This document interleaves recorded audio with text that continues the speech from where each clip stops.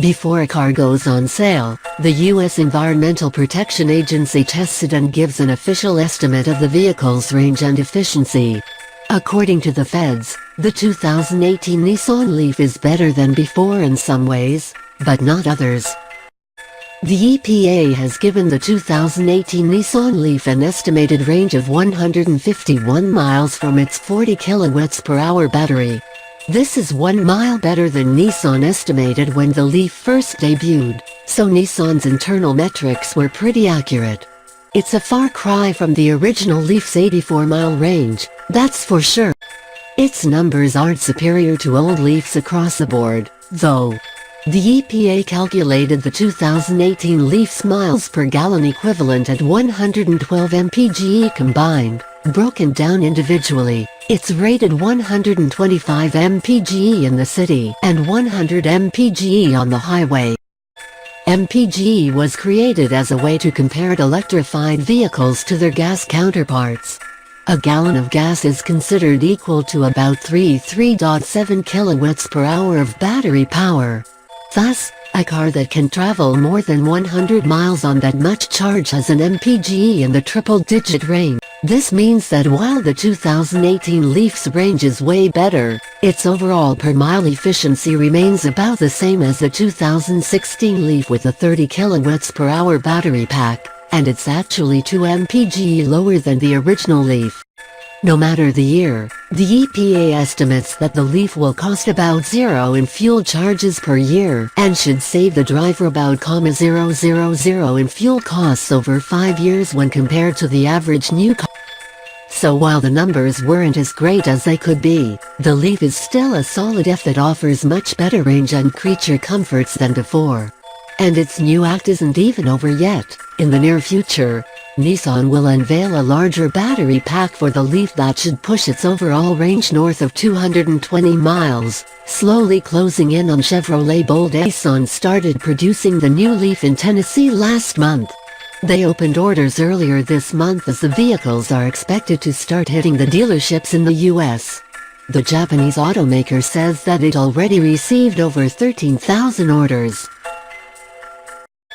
The 2018 Leaf starts at $000 in the US before incentives.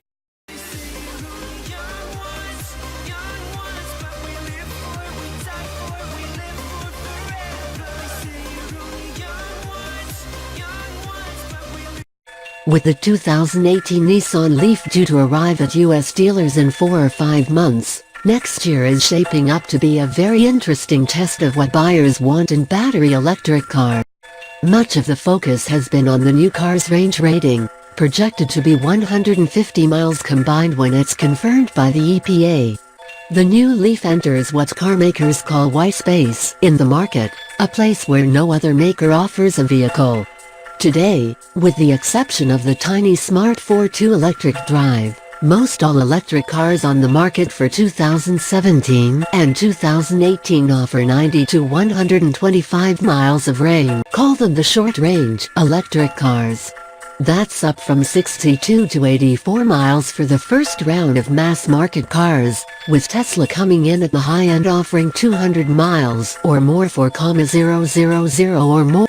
Then, last year, the 2017 Chevrolet Bolt F launched with a 238-mile range rating, and the Tesla Model 3, with ratings of 220 miles and 310 miles, is expected to join it in mass production by the end of this year.